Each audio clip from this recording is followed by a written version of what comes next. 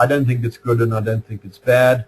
0 is important to negate a point if required. So if you want to really get the message across, we're not doing this at all, you would give it 0.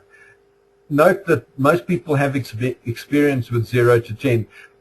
That's what we had at school. We marked tests 0 to 10 in primary school. We understand a 0 to 10 scale.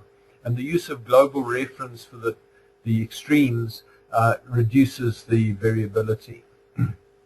That said, you will recognize the Gaussian bell curve, and the fact of the matter is that we live in the middle third of that curve between 3.3 and 6.7. You've got to have really serious reasons for scoring something less than 3.3 or scoring it greater than 6.7. I'm not saying you shouldn't, but don't just flippantly give low or high scores. There's an added complexity here that you might call the Mount Everest phenomenon. Here we have Mount Everest. It's a 10 as far as mountains are concerned, and we have a bowling green, and that's a 0 in terms of mountains.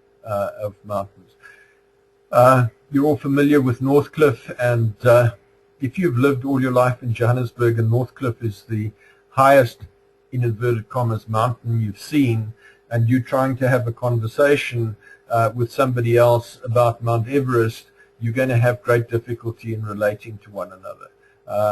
Here we've got the highest mountain that this person's experienced.